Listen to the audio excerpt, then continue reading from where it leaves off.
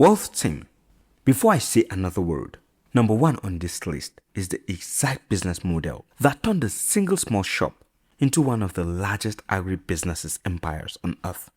I'm not telling you what it is yet. You are going to earn it, because by the time we get there, you'll understand exactly why it works and you won't be able to unsee it. Here's something uncomfortable to sit with. What if the difference between a poor country and a rich one was never the land?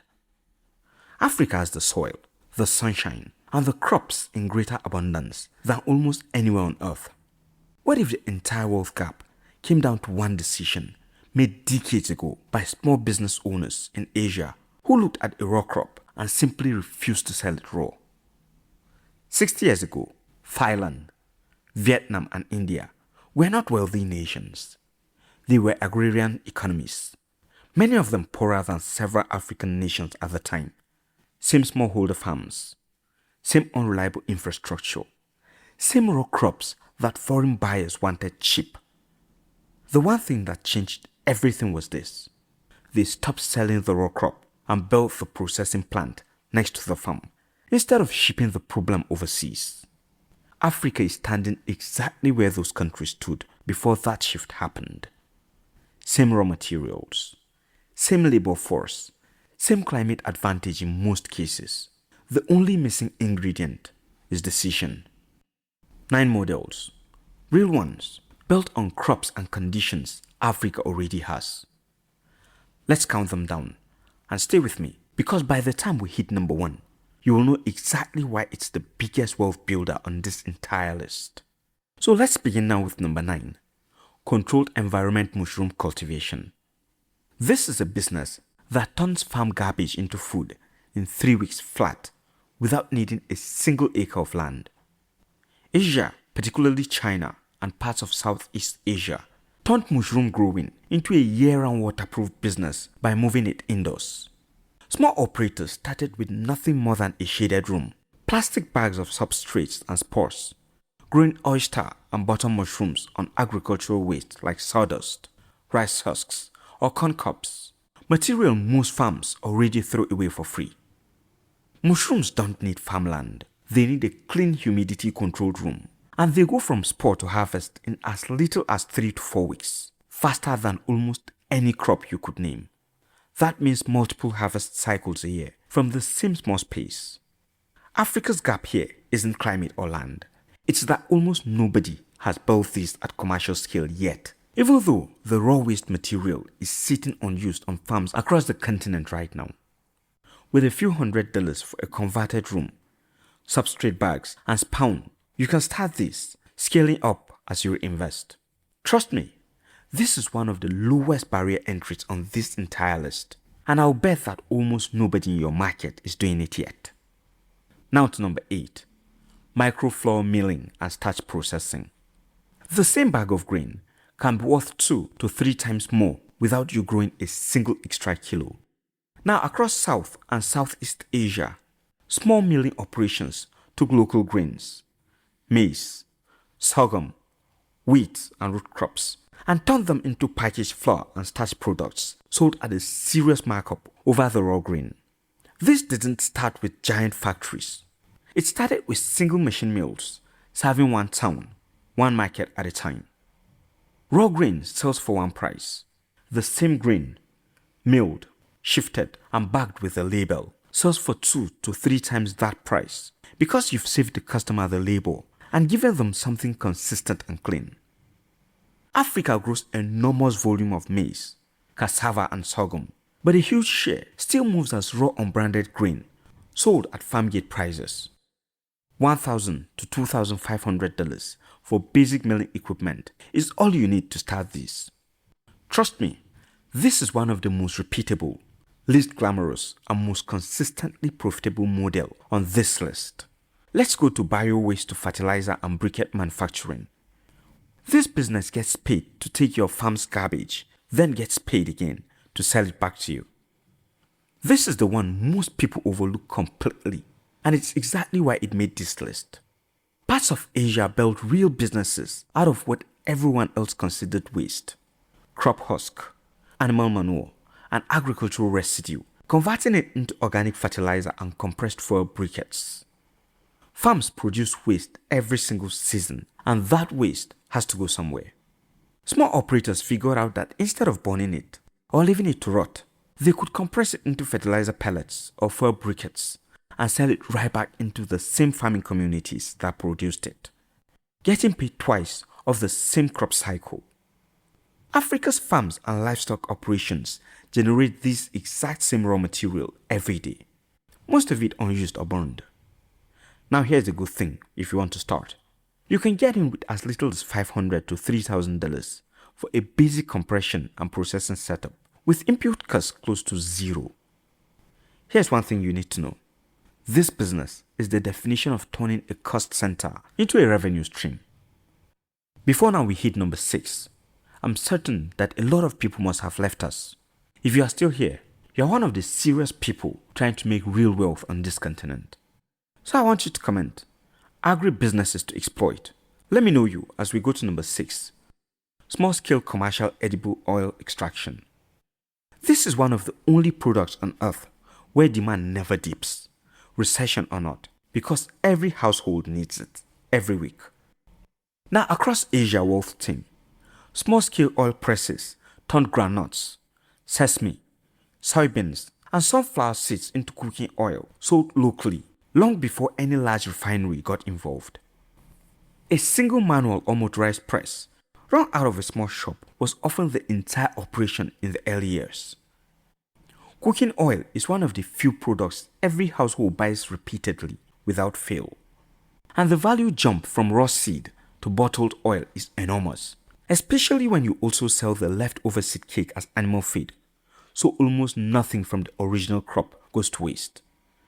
Africa grows groundnuts, sesame and sunflower at scale, yet imports a significant share of its packaged cooking oil. That gap is the opportunity. Here's your starting range. Roughly $1,000 to $2,500 for a manual or motorized press setup and your first batch of seeds. Here's the good news. This is a business built on a product people will never stop buying. Then to number 5, cassava to starch and ethanol processing. This one should genuinely frustrate you because Africa isn't behind on this one. Africa is already winning and still losing the money. Thailand built a global cassava processing industry, starch for food, textiles, papers and pharmaceuticals, plus ethanol for fuel, and became one of the world's largest cassava exporters in the process. Here's the number that should stop you cold. Africa, not Thailand, produces the most cassava on earth. Nigeria alone is one of the single largest cassava producers in the world. The raw material advantage isn't close. What Thailand built that much of Africa hasn't is the processing infrastructure that turns that raw root into starch, flour, and industrial products, worth many times the price of the raw crop. The little drawback for a lot of people may be the starting cost, which may be roughly $3,000 to $6,000 for a small-scale starch processing setup. But here's the thing, of everything on this list, this is the one where Africa isn't playing catch-up on raw materials. It's only losing in the processing game. Now Wealth Team, if you are finding this useful, why not hit subscribe before we go on? Because the next 4 ideas get bigger and I don't want you to miss where this list is going. So as you hit subscribe, let's hit agribusiness number 4, fruit grading, packaging and export logistics. Now wait for this. The fruit isn't where the money is. The sorting shed is. Southeast Asia turned tropical fruit, mango, dragon fruit, durian, into a serious export business, not primarily by growing more fruit, but by building the grading, packaging and cold chain logistics that let the fruit survive the trip to a paying international buyer without rotting on arrival. A farmer growing beautiful fruit with no way to sort it by size and quality, package it properly, and get it to a port before it spoils, is still stock selling to the nearest local buyer for whatever they offered. The money isn't in the orchard, it's in the sorting, shed, the pack house, and the cold trucks. Remember that. Africa grows mangoes, pineapples, avocados, and citrus in enormous volumes, Much of it sold locally at low prices or lost to spoilage before it ever reaches a buyer who would pay export prices. If you are thinking to start this, $1,500 to $3,500 will be enough for certain tables, crates, and a small cold storage unit. Now trust me on one thing. This is a logistics business wearing a farming costume, and that's exactly why it's so profitable. To open the top 3 is number 3, tea processing and branding. The leaf costs almost nothing. The brand on the box is where the entire price tag lives. India, Sri Lanka, and China didn't just grow tea leaves. They built entire industries around withering, rolling, oxidizing, drying, grading, and branding those leaves into products that sell for dramatically more than raw leaf ever could.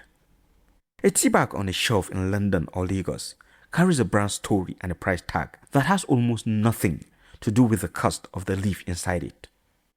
Raw tea leaf is a commodity priced by the kilo at the mercy of buyers. Processed, packaged, branded tea is a product priced by perception at the mercy of nobody.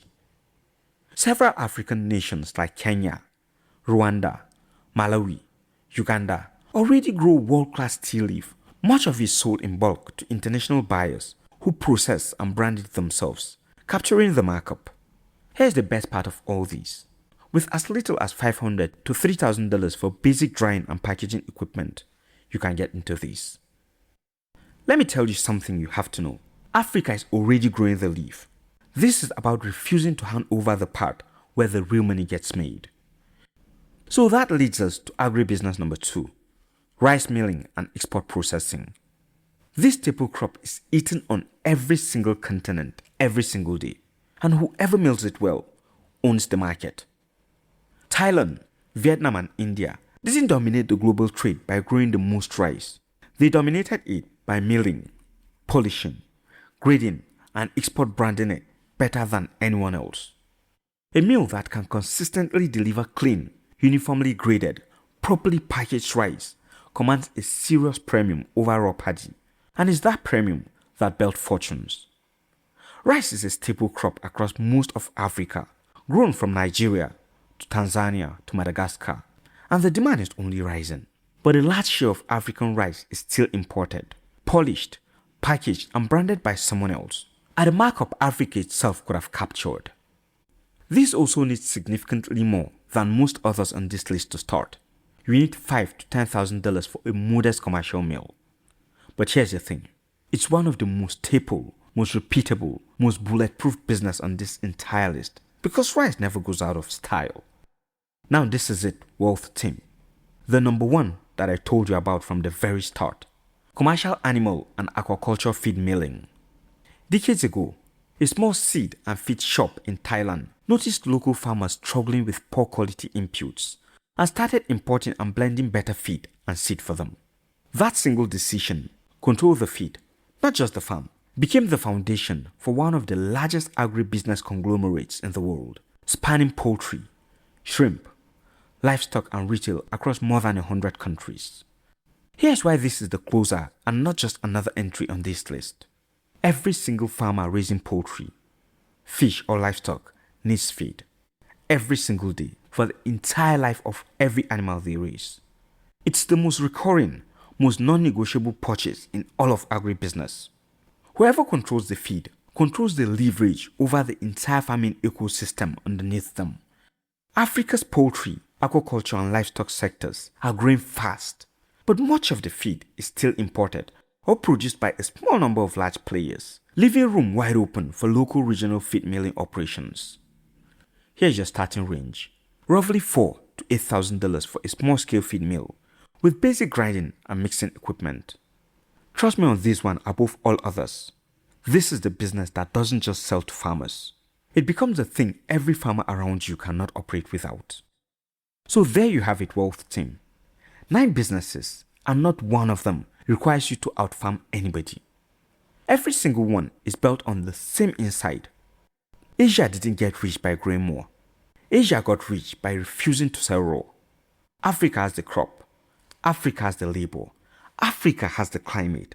The only thing standing between where the continent is right now and where Thailand, Vietnam, China and India ended up is the decision to build the second business, the processing, the packaging, the branding, instead of handing that profit to someone else and wondering, years later, where the wealth went.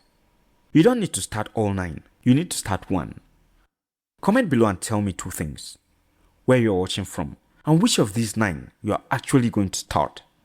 I read every single comment, and I want to see which of you takes this seriously enough to act on it. If this video gave you one idea worth pursuing, subscribe, because this is exactly the kind of content we build every week on African Wealth Today, and you don't want to miss the next one. See you there.